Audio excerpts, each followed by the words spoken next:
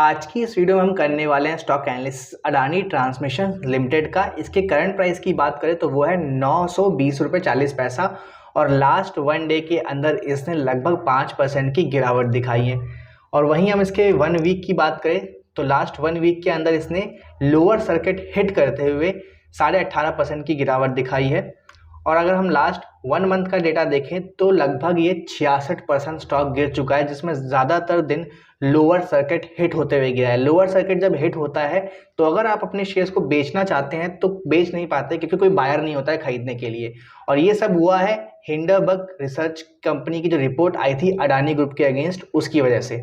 जो लोग नहीं जानते कि कंपनी क्या काम करती है, तो यूटिलिटीज़ के अंदर ये कंपनी काम करती है और पावर इंफ्रास्ट्रक्चर खड़ा करती है। जैसे कि जो भी बिजली सप्लाई होती है तो जो भी उनके लिए इंफ्रास्ट्रक्चर की ज़रूरत पड़ती है उस चीज़ को ये कंपनी बनाती है। लार्ज कैप के अंदर आती है, स्टॉक का रैंक है 49 और मार्केट कैप है इसका अभी 1,08,041 करोड़ का, जो कि पहले था लगभग 2.5 लाख करोड़ का। बट 70% के करीब ये स्टॉक क्रैश हुआ है, तब ये 1 लाख पे आया है। हाई रिस्क स्टॉक है क्योंकि 3.59x वॉलेटाइल है ये स्टॉक निफ्टी के कंपैरिजन में।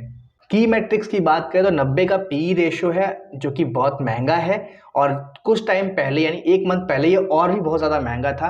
पीबी रेशियो यहाँ पे 9.82% का है। जिनका पी रेशियो 1 से 3 के अंदर आता है उन्हें बेटर माना जाता है। पीबी रेशियो में ये बताता है कि किसी कंपनी पे कितना कर्जा है और कितनी कैपेसिटी है उनके पास कर्जों को पे ऑफ करने की। तो अगर 3 से ऊपर है तो कंपनी ज़्यादा कर्जे में है। डिविडेंड यील्ड रेशियो यहाँ पे नहीं है क्योंकि ये कंपनी डिविडेंड नहीं देती है। अगर एनालिटिक्स की माने तो एनालिटिक्स कह रहे हैं 100% एनालिटिक्स कह रहे हैं अभी कि आप स्टॉक को बाय कर सकते हैं। उसका एक रीज़न हो सकता है कि अभी इसमें बहुत ज़्यादा गिरावट आ रखी है। फाइनेंशियल्स की बात करें तो सबसे पहले हम देखते हैं फ्री कैश फ्लो स्टेटमेंट। तो 2019 में इनके पास जो फ्री कैश फ्लो था वो था 1392 करोड़ का। वो बढ़ाकर इन्होंने 2020 में कर दिया 2674 करोड़ का। 2021 में वो माइनस में आ गया 167 करोड़ का और 2022 में -94 करोड़ का इनका फ्री कैश फ्लो था। फ्री कैश फ्लो अगर किसी कंपनी के पास होता है तो कंपनी इजीली एक्सपेंड कर सकती है, अपने खर्चों को पे ऑफ कर सकती है और कंसिस्टेंटली ग्रोथ कर सकती है, जिससे अच्छे रिटर्न मिलते हैं इन्वेस्टर्स को। इनकम स्टेटमेंट की बात करें तो लास्ट 5 ईयर्स के अंदर इसने इंडस्ट्री से ज़्यादा रिवेन्यू में ग्रोथ दिखाई है। जहाँ पे इंडस्ट्री का एवरेज ग्रोथ रेट रहा था 3.79% का, वहीं इसका ग्रोथ रेट रहा था 34.05%। अप्रोक्सीमेटली 10 गुना इसका रेवेन्यू ग्रोथ रहा है लास्ट 5 ईयर्स के अंदर इंडस्ट्री के एवरेज के मुकाबले। इसके साथ साथ इसने अपने मार्केट शेयर को भी लास्ट 5 ईयर के अंदर बढ़ाया, जहाँ पे इसने 6.24% से बढ़ाकर 25.11% कर दिया है अपने मार्केट शेयर को। साथ ही साथ इसके नेट इनकम में भी लास्ट 5 ईयर के अंदर अच्छी खासी ग्रोथ देखी गई है, जहाँ पे इंडस्ट्री ने एवरेज -17.27% का नेट इनकम में ग्रोथ दिखाया, वहीं इसने पॉजिटिव में 23.67% का ग्रोथ दिखाया है। तो एज पर इनकम स्टेटमेंट तो ये अच्छा साउंड कर रही है कंपनी फंडामेंटली।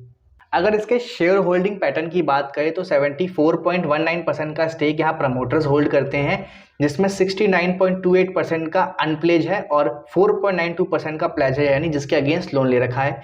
म्यूचुअल फंड का इन्वेस्टमेंट यहाँ पे 0.13% ही है। तो ये कंसर्न है कि म्यूचुअल फंड ने इस पर उतना भरोसा नहीं दिखाया है। तो जहाँ पे अगर म्यूचुअल फंड का इन्वेस्टमेंट ज़्यादा रहता है तो वहाँ आपको रिटर्न मिलने के चांसेस ज़्यादा होते हैं और वहाँ रिस्क कम होता है। डोमेस्टिक इंस्टीट्यूशन की बात करें तो उन्होंने सिर्फ 3.65% का ही इन्वेस्टमेंट इसमें किया हुआ है। फॉरेन इंस्टीट्यूशन की बात करें तो उन्होंने यहाँ पे 19.32% का इन्वेस्टमेंट किया हुआ है। और रिटेल और अदर इन्वेस्टर की बात करें तो सिर्फ 2.72% यहाँ पे इन्वेस्टमेंट है रिटेल पार्टीज का, यानी आप और हम जैसे लोगों का। पीयर्स एंड कंपेरिजन की बात करें तो कंपेयर करते हैं 3 स्टॉक से जो कि यूटिलिटीज़ में काम करती है, साथ ही साथ पावर इंफ्रास्ट्रक्चर को बिल्ड करती है। तो और 3 जो कंपनीज है वो है Kalpataru power transmission limited, Reliance infrastructure limited और तीसरी है स्किपर लिमिटेड। तो अगर पीई रेशो की बात करें तो कल्पतरू पावर ट्रांसमिशन लिमिटेड का पीई रेशो सबसे कम है इसमें, जो कि है 15.41% का। और price to book value ratio की बात करें तो रिलायंस इंफ्रास्ट्रक्चर का लिमिटेड का यहाँ पे price to book value ratio बहुत कम है, यानी कि वो कंपनी डेब्ट फ्री ही है लगभग। और डिविडेंड यील्ड रेशो की बात करें तो कल्पतरू पावर ट्रांसमिशन लिमिटेड का यहाँ पे डिविडेंड यील्ड रेशो सबसे ज़्यादा है, जो कि है 1.16%। तो अगर पीई रेशो के अकॉर्डिंग हम समझे और price to book value ratio के अकॉर्डिंग साथ ही साथ डिविडेंड यील्ड रेशो, तो तीनों सबसे जो इसका बेस्ट है वो है Kalpataru power transmission limited. But किसी भी स्टॉक में इन्वेस्ट करने से पहले उसके रिस्क को अच्छे से समझ ले और अपने फाइनेंशियल एडवाइजर से ज़रूर डिस्कस करें ताकि आप उसके रिस्क को समझ सकेंगे और अपने रिस्क के अनुसार ही किसी भी स्टॉक में इन्वेस्ट करें। ये वीडियो सिर्फ एजुकेशन पर्पज़ के लिए थी। अगर आप ये वीडियो फेसबुक पे देख रहे हैं तो स्टार्स के थ्रू हमें सपोर्ट कर सकते हैं, जिससे हमें अर्निंग करने में हेल्प होगी और ऐसी और वीडियोस हम आपके लिए ला सकेंगे। और अगर आप यूट्यूब पे देख रहे हैं तो चैनल को सब्सक्राइब करना ना भूलें और डीमेट अकाउंट नहीं खुलवाया तो लिंक डिस्क्रिप्शन में है। Thank you so much for watching guys, stay healthy, stay fit, bye bye.